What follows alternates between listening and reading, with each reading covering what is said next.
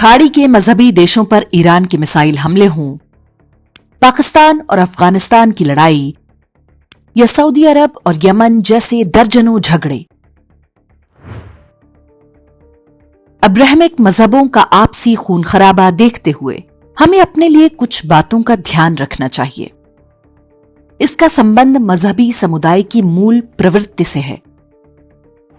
ये वो मूल प्रवृत्ति है जो पूरे विश्व के मजहबी समुदाय के अंदर भी देखी जाती है। 1400 वर्ष से इसका कोई अपवाद नहीं।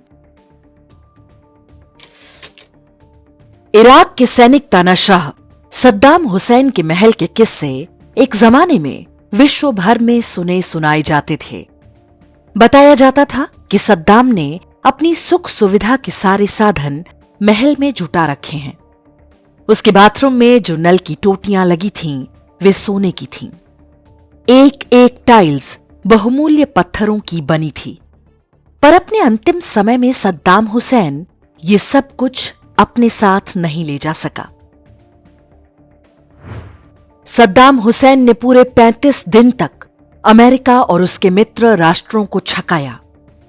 अमेरिकी सेनाएं रोज घोषणा करती थीं कि आज हमने इतने टैंक मारे, उतने तोप उड़ा दिए। बाद में पता चला कि सद्दाम हुसैन ने जगह जगह प्लास्टिक के टैंक खड़े किए थे ताकि उन पर ही बम बरसाकर अमेरिकी सैनिक खुश होते रहें। पर सद्दाम हुसैन का ये झांसा बहुत दिन नहीं चल पाया। अपना आलिशान महल छोड़कर सद्दाम हुसैन को एक दिन उसमें बनी सुरंग के रास्ते भागना पड़ा। अमेरिकी सैनिकों ने जब सद्दाम हुसैन को गिरफ्तार किया, तब वो एक कच्ची मिट्टी के बंकर में लेटा हुआ मिला। बंकर क्या, लगभग वैसा ही गड्ढा था जैसा कब्र के लिए खोदा जाता है। सद्दाम हुसैन ने ऊपर से लकड़ी के पटरे और सूखी घास डालकर खुद को छिपा रखा था, दीनहीन दशा में, भिखारियों की तरह। सद्दाम हुसैन जब पकड़ा गया तो उसने कहना शुरू कर दिया कि मैं सद्दाम हुसैन नहीं हूं। भिखारियों जैसा दिखने वाला वो सद्दाम हुसैन ही था। अंततः उसको फांसी हुई। शिया मुसलमानों ने खुशी मनाई। कुर्द और यजीदी लोगों के लिए तो वो मुक्ति का दिन था, किंतु सुन्नी मुस्लिम जगत में मातम मना। यह अलग बात कि सद्दाम हुसैन को मरवाने में पाकिस्तान और अन्य कई सुन्नी देशों ने अमेरिका की भरपूर सहायता की। दुनिया अब सद्दाम हुसैन को भूल चुकी है। इस्लामी जगत भी अब उसे याद नहीं करता। उन्हें सद्दाम हुसैन से बहुत आशाएं थीं, लेकिन वो फुसफुसा पटाखा निकला। सद्दाम हुसैन को अपने रासायनिक हथियारों पर बहुत घमंड था।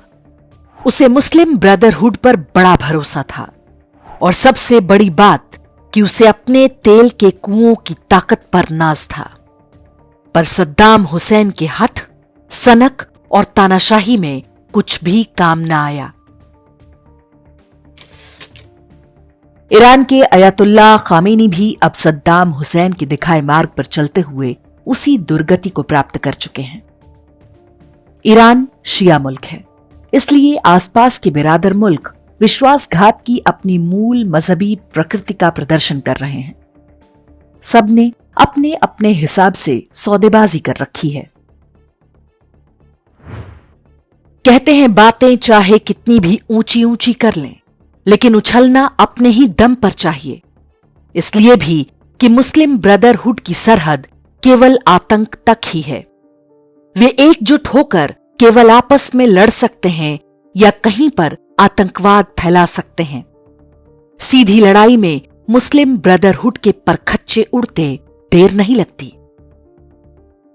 तेल के कुएं अब मुस्लिम जगत का कवच कुंडल बनने को तैयार नहीं।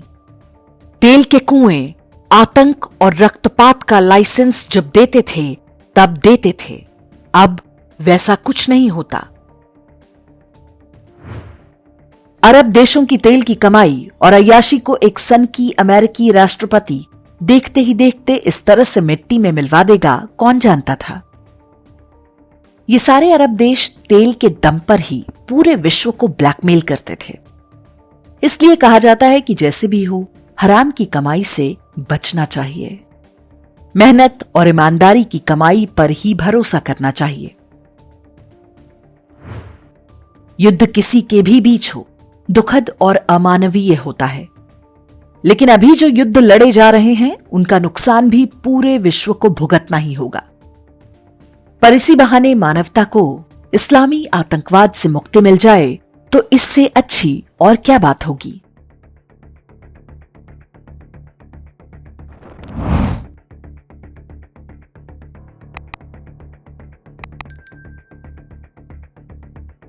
इंडेक्स ऑनलाइन के वीडियो समाज को समर्पित हैं।